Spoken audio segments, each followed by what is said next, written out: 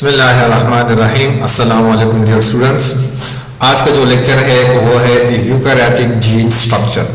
आज डिटेल में डिस्कस करूंगा यूकैरियोटिक जीन के स्ट्रक्चर को। यूकैरियोटिक जीन के स्ट्रक्चर के अंदर कितने रीजन्स मौजूद होते हैं, उन रीजन्स का स्ट्रक्चर क्या है, उनका फंक्शन क्या है। तो आए स्टार्ट करते हैं। Regions compose of following regions. याद रखिए यूकैरियोटिक जीन्स के अंदर हमारे पास कुछ रीजन्स मौजूद हैं। First one exons, second introns, third promoter sequence, and fourth is terminator sequence, fifth upstream sequence, downstream sequence, enhancers and silencers। इनमें से हर एक को अब एक एक करके डिटेल में डिस्कस करेंगे। फर्स्ट वन जो डिस्कस करूंगा वो होगा एक्सॉन्स।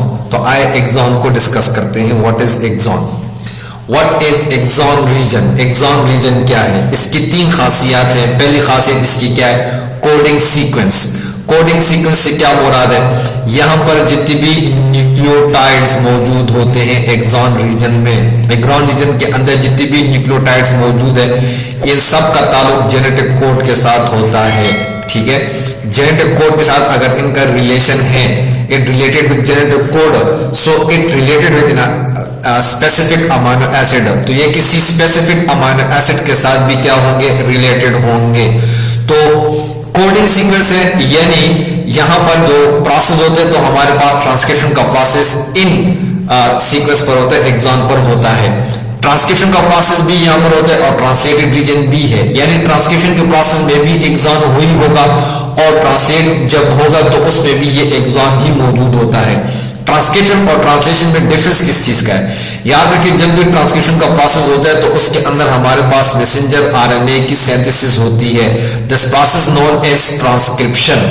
लेकिन जब ट्रांसलेटेड का प्रोसेस होता है तो ड्यूरिंग ट्रांसलेशन याद रखें अमाइनो एसिड जो होते हैं एक लॉन्ग चेन बनाते हैं। अमाइनो एसिड क्या करते हैं? एक लॉन्ग चेन बनाकर एक प्रोटीन मॉलिक्यूल को बनाते हैं। ठीक है, तो ट्रांसलेशन के प्रोसेस में हमारे पास प्रोटीन मॉलिक्यूल की सिंथेसिस होती है और ट्रांसक्रिप्शन में मैसेंजर आरएनए की सिंथेसिस होती है। तो एक्सॉन रीजन में जो न्यूक्लियोटाइड्स मौजूद होती है, जो सीक्वेंस मौजूद होते हैं, वो मैसेंजर आरएनए की सिंथेसिस में और प्रोटीन की सिंथेसिस में क्या करते हैं? मदद करते हैं।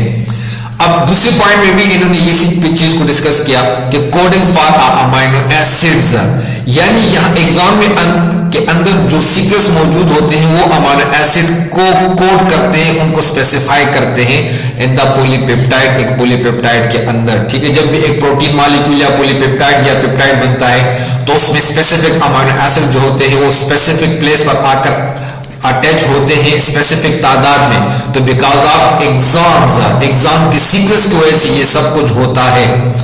कुछ एक्सॉन ऐसे भी होते हैं जो अनट्रांसलेटेड होते हैं। ठीक है, एक्सॉन ऐसे नहीं कि सब ट्रांसलेटेड होंगे। कुछ एक्सॉन सीक्वेंस ऐसे भी हैं जो अनट्रांसलेटेड होते हैं। अनट्रांसलेटेड से क्या मुराद है? देखिए ये हमारे पास है एक डीएनए। ठीक है, यहां से ये डीएनए का दूसरा स्ट्रैंड हो गया, सही हो गया, ये हो गया 5 to 3 प्राइम और ये हो गया 5 to 3 प्राइम। क्लियर हो गया? अब यहां से हमारे पास जो आरएनए पॉलीमरेज एंजाइम था, ठीक है, आरएनए पॉलीमरेज एंजाइम ने क्या किया? यहां से स्टार्ट किया किसको? मैसेंजर आरएनए की सिंथेसिस यहां से क्या कर दी? शुरू कर दी। तो इसके स्टार्ट में भी यहां पर जो सीक्वेंस मौजूद है वो किसका है? एक्सॉन का है। इसके एंड में भी जो सीक्वेंस मौजूद है वो किसका है? एक्सॉन का ही है। ठीक है, अब ये जो दो सीक्वेंस है शुरू में मौजूद है, जब आरएनए पॉलीमरेज ने स्टार्ट किया मैसेंजर आरएनए के सिंथेसिस को या ट्रांसक्रिप्शन के प्रोसेस को जब स्टार्ट किया, वहां पर जो एक्सॉन का जो सीक्वेंस था वो अनट्रांसलेटेड होता है और एंड में जो सीक्वेंस होता है एक्सॉन का 3 एंड पर जब टर्मिनेशन का प्रोसेस होता है तो उसको भी हम अनट्रांसलेटेड सीक्वेंस कहते हैं, अनट्रांसलेटेड रीजन कहते हैं। किसका? एक्सॉन का। सो इट्स मीन कि एक्सॉन हमारे पास एक फंक्शनल सीक्वेंस है, एक फंक्शनल एरिया है, एक फंक्शनल रीजन है। फंक्शनल सीक्वेंस या फंक्शन जिनसे क्या मुराद है? जो हमारी मदद करता है किसमें? ट्रांसक्रिप्शन में। ठीक है, ट्रांसक्रिप्शन के प्रोसेस में और ट्रांसलेशन के प्रोसेस में हमारी मदद करता है। क्लियर हो गया? अब नेक्स्ट आ जाते हैं इंट्रॉन के पास। What is intron? इंट्रॉन किसको कहते हैं? देखिए एक्सॉन जो था वो कोडिंग सीक्वेंस था, लेकिन intron is a non coding sequence. Intron हमारे पास एक ऐसा सीक्वेंस है जो नॉन कोडिंग होता है। नॉन कोडिंग से क्या मुराद कि ये फंक्शनललेस है, ठीक है, इसमें इसका किसी भी अमीनो एसिड के साथ ताल्लुक नहीं होता, ठीक है, किसी जेनेटिक कोड के साथ इसका ताल्लुक नहीं है, इस वजह से हम क्या कहते हैं, non coding sequence. They are removed when the primary transcript is processed to give the mature RNA। याद रखें कि बिलफर्ज हमारे पास ये एक मैसेंजर RNA बन जाता है, ठीक है, तो प्रोकैरियोट्स के अंदर नहीं, यूकैरियोट्स के अंदर, ये हम डिस्कस करें यूकैरियोटिक जीन को।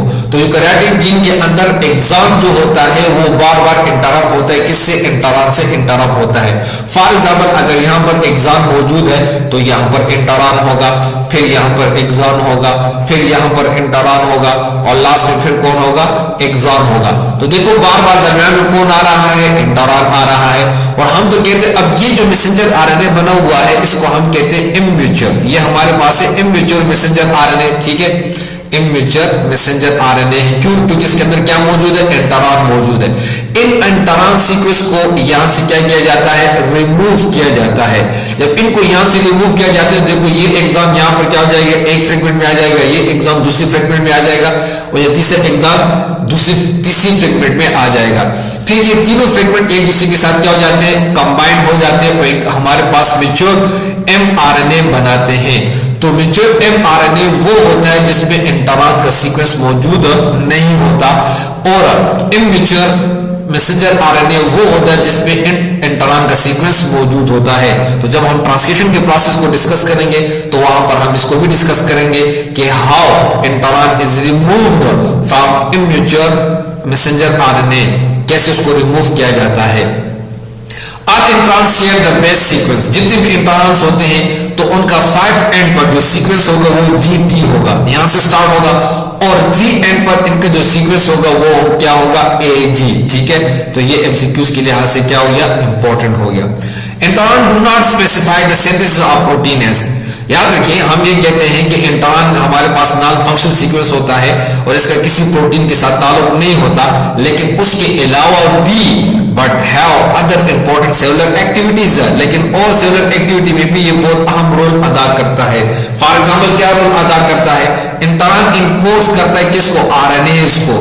कौन से आरएनएस को, उन आरएनएस को जो जीन के एक्सप्रेशन में हमारी बहुत अहम किरदार अदा करते हैं, जो जीन के एक्सप्रेशन को रेगुलेट करते हैं, जो जीन के एक्सप्रेशन को क्या करते हैं, रेगुलेट करते हैं, उनको हम एक्टिवेटर कहते हैं। क्या कहते हैं उनको, एक्टिवेटर्स कहते हैं या रिप्रेसर कहते हैं, ठीक है। तो उन आरएनए की सिंथेसिस में ये क्या करते हैं, मदद करते हैं। इंटरॉन जीन को कभी एक्सप्रेस करते हैं, कभी जीन को एक्सप्रेस नहीं करते। जीन कभी जीन के एक्सप्रेशन को रेगुलेट करना, उनको एक्सप्रेस करना, एक्सप्रेस ना करना, उनके लिए आरएनएस को ये क्या करता है, एनकोड करता है। वो जाकर स्पेसिफिक प्रोटीन बनाते हैं, उन स्पेसिफिक प्रोटीन को फिर हम क्या कहते हैं, एक्टिवेटर्स कहते हैं या रिप्रेसर कहते हैं। तो इंटरॉन का इस लिहाज से एक फंक्शन होगा।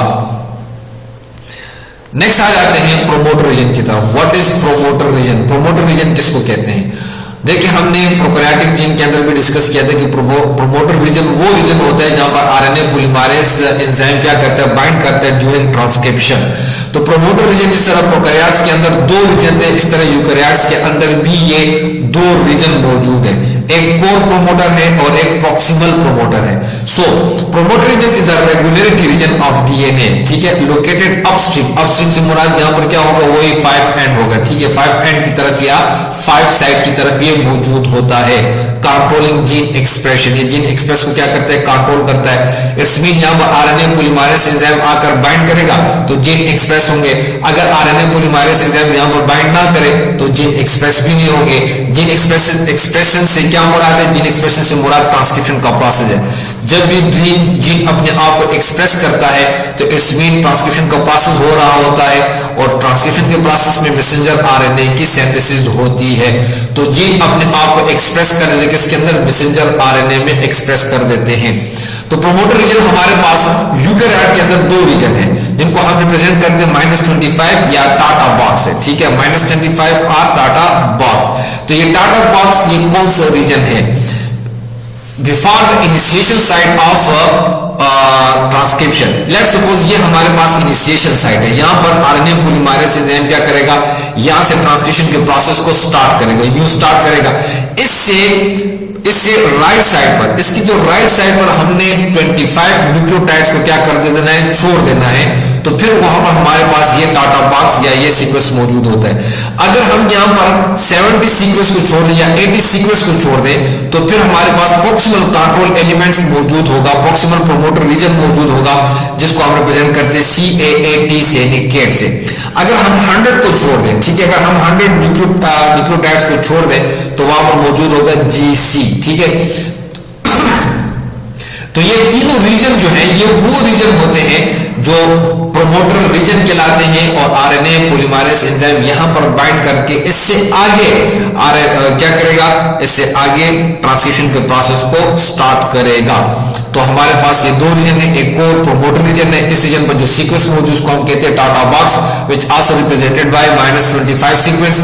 और प्रॉक्सिमल प्रोमोटर में दो रीजन मौजूद है, उनको हम रिप्रेजेंट करते हैं CAAT यानी केट्स -70, और GC बॉक्स जिसको कहा जाता है उसको हम रिप्रेजेंट करते हैं -100 से। इट्स मीन हमारे पास ये क्या हो गए, दो रीजन हो गए प्रोमोटर रीजन के। अब आ जाते हैं terminator region. What is terminator region? Terminator region किसको कहते हैं? Terminator recognised by RNA polymerase as a signal to stop transcription. RNA polymerase के अंदर हमारे पास कुछ स्पेसिफिक प्रोटीन फैक्टर्स होते हैं, ठीक है, वो प्रोटीन फैक्टर जो हैं वो रिकॉग्नाइज कर लेते हैं। किसको रिकॉग्नाइज कर लेते हैं? स्पेसिफिक रीजन को, जहां पर हमारे पास एडेनिन की तादाद काफी ज्यादा होती है, ठीक है, जहां पर एडेनिन की तादाद क्या होती है, काफी ज्यादा होती है। वो प्रोटीन फैक्टर जो होते हैं इसको रिकॉग्नाइज कर लेते हैं, जिसकी वजह से आरएनए पॉलीमरेज को वो स्टॉप कर देते हैं ताकि आगे मजीद ट्रांसक्रिप्शन के प्रोसेस को कंटिन्यू ना रखे। तो टर्मिनेटर रीजन में जो टर्मिनेशन का जो प्रोसेस होगा, तो यूकेरियोट के अंदर जो प्रोसेस है उसको हम कहते हैं रो इंडिपेंडेंट, ठीक है। ये रो इंडिपेंडेंट होता है, जिस तरह हमने प्रोकैरियोट्स के अंदर डिस्कस किया था रो डिपेंडेंट। तो जो रो डिपेंडेंट होते हैं स्पेसिफिक प्रोटीन होते हैं। प्रोकैरियोट्स के अंदर टर्मिनेशन के दो प्रोसेस हो सकते हैं, रो डिपेंडेंट और रो इंडिपेंडेंट। तो जो रो डिपेंडेंट था वो स्पेसिफिक प्रोटीन थे जो मैसेंजर आरएनए के एक ऐसे जगह पर आकर अटैच हो रहे थे जहां पर CCNE साइटोसिन की तादाद काफी ज्यादा थी, और फिर वो एक आरएनए डीएनए हेलिकेज के एंजाइम का काम कर रहा था और मैसेंजर आरएनए को वहां से डीएनए से जुदा कर रहा था। लेकिन यूकेरियोट्स के अंदर रो इंडिपेंडेंट होता है। रो इंडिपेंडेंट से क्या मुराद है कि यहां पर हमारे पास ये लूप लाइक स्ट्रक्चर बनता है। इस लूप लाइक स्ट्रक्चर को हम क्या कहते हैं? GC हेयरपिन कहते हैं, ठीक है। ये GC हेयरपिन कैसे बनता है और इसकी फॉर्मेशन कैसी होती है, इसको हम डिस्कस करेंगे इंशाल्लाह ट्रांसक्रिप्शन के प्रोसेस में। तो टर्मिनेशन प्रोसेस जो होता है ये 3N पर मौजूद होता है, ठीक है। 3N पर हमारे पास टर्मिनेशन का प्रोसेस होगा। उस टर्मिनेशन के प्रोसेस में हमारे पास एक लूप लाइक स्ट्रक्चर बनता है। इस लूप लाइक स्ट्रक्चर को हम क्या कहते हैं? GC हेयरपिन, जहां पर हमारे पास ग्वानिन और साइटोसिन की तादाद क्या होती है? ज्यादा होती है। इस वजह से ये एक लूप लाइक स्ट्रक्चर बना देते हैं। लूप लाइक स्ट्रक्चर क्यों बनता है इसको हम ट्रांसक्रिप्शन के प्रोसेस में डिस्कस करेंगे। तो यूकेरियोटिक जीन के अंदर टर्मिनेशन का जो प्रोसेस होगा, जो टर्मिनेटर रीजन होगा, वो किस पर मुश्तमिल होता है? वहां पर हमारे पास स्पेसिफिक सिग्नल मौजूद होते हैं। वो सिग्नल क्या है? वो हमारे पास एडेनिन के सिग्नल्स होते हैं, यानी काफी तादाद में यहाँ पर डीएनए के ऊपर क्या मौजूद होते हैं? एडेनिन मौजूद होते हैं, जो आरएनए पॉलीमरेज एंजाइम को सिग्नल देते हैं कि ट्रांसक्रिप्शन प्रोसेस यहाँ पे क्या कर दो? स्टॉप कर दो। तो ये टर्मिनेटर रीजन होगा जो 3N पर मौजूद होता है हमेशा के लिए। प्रोमोटर रीजन हमेशा के लिए 5N पर मौजूद होगा और टर्मिनेटर रीजन हमेशा के लिए 3N पर मौजूद होगा। अब आ जाते हैं अपस्ट्रीम। अपस्ट्रीम सीक्वेंस किसको कहते हैं? देखिए, अपस्ट्रीम सीक्वेंस जो होता है ये हमारे पास कुछ फंक्शनल करते हैं। क्या फंक्शन करते हैं? पहला फंक्शन का ये है कि मैसेंजर आरएनए की ट्रांसपोर्ट में मदद देता है। यूकेरियोट्स के अंदर ट्रांसक्रिप्शन का जो प्रोसेस होता है वो कहां पर होता है? वो होता है न्यूक्लियस के अंदर, ठीक है, न्यूक्लियस के अंदर होता है। जब यहां पर मैसेंजर आरएनए बन जाता है तो ये मैसेंजर आरएनए प्रोटीन सिंथेसिस के लिए, ट्रांसलेशन के लिए आता है साइटोप्लाज्म में राइबोसोम के पास। तो एक लंबी जर्नी तय करने के लिए एक लॉन्ग जर्नी तय करने के लिए इसको प्रोटेक्शन की जरूरत होती है, और वो प्रोटेक्शन इसको कौन देता है? वो प्रोटेक्शन इसको देता है 5 जिसको हम 5 अपस्ट्रीम सीक्वेंस कहते हैं। तो 5 पर क्या होता है? 5 पर यहां पर ये 5 to 3 हो गया, ठीक है, ये 3 प्राइम हो गया और ये 5 प्राइम हो गया। तो 5 प्राइम में क्या होगा? जो ये कह रहे कि मैसेंजर आरएनए ट्रांसपोर्ट में मदद देता है, तो 5 पर ये होता है कि ये 7 मिथाइल जीटीपी यानी ये मैसेंजर आरएनए के ऊपर एक कैप की फॉर्मेशन करता है, एक कैप को बनाता है, ठीक है। यहां पर ये मैसेंजर आरएनए है और इसके ऊपर ये एक कैप क्या हो गया? बन गया। और ये कौन सा एंड है? 5 एंड है। और ये हमारे पास क्या है? ये है मैसेंजर आरएनए, ठीक है। और ये आपके पास है 3 एंड, ठीक है। अब इस एरिया में जिसको हम अपस्ट्रीम के ऊपर मैंने कहा भी था कि अपस्ट्रीम जो होता है वो 5 एंड पर मौजूद होता है। तो अब ये 5 एंड पर जो अपस्ट्रीम यहाँ पे जो मौजूद है, तो ये यहाँ पर ऐड करेगा किसको? कैप को। और कैप किससे बना है? GT 7 मिथाइल जीटीपी से, 7 मिथाइल जीटीपी से ये बना होता है, ठीक है, जो ट्रांसपोर्ट करता है मैसेंजर आरएनए को न्यूक्लियस से कहां पर? साइटोप्लाज्म की तरफ। एक दूसरे किससे मदद देते हैं? इनिशिएशन ऑफ ट्रांसलेशन, ट्रांसलेशन के प्रोसेस को इनिशिएशन में स्टार्ट करने में भी ये मदद करता है। जब तक ये कैप इसके साथ अटैच ना हो तो ट्रांसलेशन का प्रोसेस स्टार्ट नहीं हो सकता। उसकी वजह क्या है? क्योंकि न्यूक्लियस के अंदर हमारे पास कुछ ऐसे एंजाइम मौजूद होते हैं, प्रोटीएज और न्यूक्लियस। वो एंजाइम जो होते हैं फास्फेटिएज एंजाइम या न्यूक्लियस एंजाइम, जो अटैक करते हैं मैसेंजर आरएनए के ऊपर, जिससे इससे फास्फेट को और न्यूक्लियोटाइड्स को रिमूव करता है, जिसकी वजह से मैसेंजर आरएनए क्या हो जाएगा? डीजेनरेट हो जाएगा। तो मैसेंजर आरएनए को डीजेनरेशन से बचाने के लिए, डिग्रेडेशन से बचाने के लिए क्या किया जाता है? इसके 5 एंड पर कैप को अटैच किया जाता है और 3 एंड पर इसके टेल को अटैच किया जाता है, जो डाउनस्ट्रीम में मैं डिस्कस करूंगा। तो एक तो ये 5 स्ट्रीम इसमें मदद करता है कि यहां पर क्या होगा? मैसेंजर आरएनए को ट्रांसपोर्ट में मदद करता है, इनिशिएशन करता है ट्रांसलेशन की। दूसरा, ये जो 5 एंड होता है अपस्ट्रीम, ये सिग्नल प्रोवाइड करता है किसके लिए? 7 मिथाइल जीटीपी के लिए, कि यहां पर ये कैप को क्या कर दे? अटैच कर दे, ठीक है।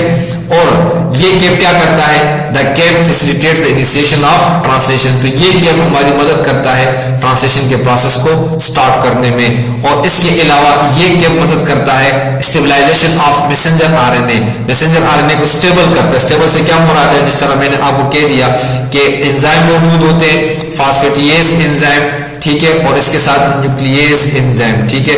ये एंजाइम जो होते हैं, ये दो एंजाइम, ये इस पर अटैक करते हैं मैसेंजर आरएनए के ऊपर, और एक तरफ से न्यूक्लियोटाइड्स को रिमूव करते हैं, दूसरा फास्फेट ग्रुप को रिमूव करता है, जिसकी वजह से मैसेंजर आरएनए क्या हो जाएगा?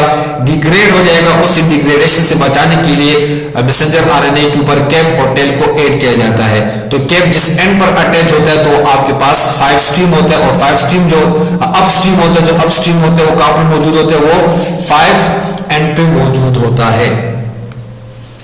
अब नेक्स्ट आ जाते हैं डाउनस्ट्रीम की तरफ। What is downstream? डाउनस्ट्रीम जो होता है वो हमेशा 3 एंड पे मौजूद होता है और मैसेंजर आरएनए की किस चीज में मदद करता है? एक मैसेंजर आरएनए को ये स्टेबल करता है और अटैचमेंट प्रोवाइड करता है किसकी? पॉली ए टेल को। लेट्स सपोज हमारे पास मैसेंजर आरएनए, ये इसका 5 एंड, यहां पर ये इसका क्या मौजूद था? कैप मौजूद था, और कैप किससे बना था? 7 मिथाइल जीटीपी से। अब यहां पर ये हमारे पास हो जाएगा इसकी टेल, ठीक है, और ये टेल किस चीज से कंपोज होते हैं? पॉली ए से। यानी हमारे पास 30 से लेकर 500 की तादाद में एडेनिन मौजूद होते हैं। एडेनिन एडेनिन एडेनिन एडेनिन, ये एडेनिन एक लॉन्ग टेल बनाते हैं, ठीक है, एक लॉन्ग टेल बनाते हैं। और ये जो एडेनिन है, ये पॉली ए टेल, ये प्रोटेक्शन करता है मैसेंजर आरएनए की उन्हीं 2 एंजाइम से, ताकि वो 2 एंजाइम मैसेंजर आरएनए पर अटैक करके इस मैसेंजर आरएनए को डिग्रेड ना कर दे, ठीक है। The translation termination codon TAA, तो यहां पर हमारे पास ट्रांसलेशन की जो टर्मिनेशन कोडॉन होता है वो इधर मौजूद होता है। वो क्या है आपके पास? TAA, और AATC के signal for the addition of poly A tail. यहां पर हमारे पास इस ए के लिए, यानी इस एडेनिन की इस टेल के लिए अटैचमेंट के लिए जो सीक्वेंस मौजूद होता है वो भी यहाँ पे मौजूद होता है। वो आपके पास क्या है? AATAA। ये जो ऊपर वाला है TAA, ये ट्रांसलेशन के टर्मिनेशन के लिए है, ठीक है, और जो नीचे वाला है AATAA, तो ये पॉली ए टेल यानी एडेनिन की अटैचमेंट के लिए ये सीक्वेंस मौजूद है। यहाँ पर आकर क्या होगा? एडेनिन एडेनिन यहाँ पर सारे आकर क्या हो जाते हैं, अटैच हो जाते हैं। और ये मौजूद कहां पर होते हैं, डाउनस्ट्रीम की तरफ, और डाउनस्ट्रीम कहां पर मौजूद होता है, ट्री एंड पर मौजूद होता है। एनहांसर और साइलेंसर्स। अब एनहांसर और साइलेंसर किसको कहते हैं, याद रखें कि हमारे पास ये जो है ये एरिया ये GC बॉक्स का था, ये CAAT का है, और ये आपके पास TA टाटा बॉक्स, ठीक है। तो यहां पर आपके पास ये मौजूद है, ठीक हो गया। तो ये प्रोमोटर रीजन है, यहां से ये क्या लेता है, स्टार्ट करता है, किसको स्टार्ट करता है, इनिशिएशन प्रोसेस को, यानी ट्रांसक्रिप्शन के प्रोसेस को यहां पे क्या करेगा, स्टार्ट करेगा। तो ये जो रीजन है, ये टाटा बॉक्स हो गया, या जो केट है, या आपके पास GC है, इनसे पहले यहां पर हमारे पास कुछ ऐसे सीक्वेंस मौजूद होते हैं जिनको हम रेगुलेटरी एलिमेंट्स कहते हैं। तो उस रेगुलेटरी एलिमेंट्स में एक हमारे पास मौजूद है एनहांसर और एक मौजूद है साइलेंसर। तो एनहांसर का क्या काम करता है, इस एरिया में जो जीन्स मौजूद है वो जीन्स अपने आप को शो कर देते हैं, RNA बना देते हैं, ठीक है। वो RNA जाकर एक स्पेसिफिक प्रोटीन बनाता है, ठीक है। वो प्रोटीन जाकर जीन को एक्सप्रेस करने में मदद करता है, यानी ट्रांसलेशन के प्रोसेस में क्या करता है, मदद करता है। और साइलेंसर जो होगा, इस एरिया में जो जीन्स मौजूद होते हैं वो RNA को बना देते हैं, वो RNA जाकर स्पेसिफिक प्रोटीन को बना देता है, वो प्रोटीन जाकर एक रिप्रेसर को बनाते हैं, ठीक है। रिप्रेसर को बनाएंगे, वो रिप्रेसर जाकर इस प्रोमोटर रीजन पर जाकर क्या हो जाता है, अटैच हो जाता है। अटैचमेंट की वजह से RNA पॉलीमरेज एंजाइम यहां फिर अटैच नहीं हो सकता, तो ट्रांसक्रिप्शन का प्रोसेस नहीं होगा। तो इसको हम क्या कहते हैं, साइलेंसर और एनहांसर। एनहांसर क्या काम करता है, एनहांसेस द ट्रांसक्रिप्शन, ये ट्रांसक्रिप्शन के प्रोसेस को और भी तेज कर देता है, ठीक है। और साइलेंसर जो होता है ये रिड्यूस करता है, शट डाउन कर देता है जीन एक्सप्रेशन को, ताकि ट्रांसक्रिप्शन का प्रोसेस ना हो। इसकी एग्जांपल को हम डिस्कस करेंगे लेक ओपेरॉन के अंदर। लेक ओपेरॉन जो इकोलाई में हम डिस्कस करेंगे कि किस तरह होते हैं, इसको हम जीन रेगुलेशन में डिस्कस करेंगे। अगर जीन अपने आप को रेगुलेट करते हैं तो उसके लिए एनहांसर की जरूरत है, ठीक है। एक्सप्रेस करें तो उसके लिए एनहांसर की जरूरत होती है। अगर जीन एक्सप्रेशन की जरूरत ना हो, ठीक है, अपने आप को एक्सप्रेस नहीं करता, तो उसके लिए फिर हमें साइलेंसर की जरूरत होती है। एनहांसर किसको बनाता है, एक्टिवेटर को बनाता है, ठीक है। उस एंजाइम को या उस प्रोटीन को हम क्या नाम देंगे, एक्टिवेटर्स। और साइलेंसर जो होता है किसको बनाता है, वो बनाता है रिप्रेसर को, ठीक है। जिसकी वजह से वो जाकर रिप्रेसर जो है वो अटैच हो जाता है, कहां पर, प्रोमोटर रीजन में, जिसकी वजह से RNA पॉलीमरेज एंजाइम वहां पर बाइंड नहीं करता और ट्रांसक्रिप्शन का प्रोसेस भी नहीं होता। तो ये था एनहांसर और साइलेंसर। ये तमाम था यूकैरियोटिक जीन स्ट्रक्चर के मुताल्लिक। कोई क्वेश्चन हो, कोई मसला हो, कोई भी आपका मसला हो, आप मुझसे कमेंट्स में पूछ सकते हैं। Thank you for watching. अपने साथियों के साथ इसको शेयर करें और उनको भी इस चीज का बताएं कि इसको सब्सक्राइब करें। Thank you.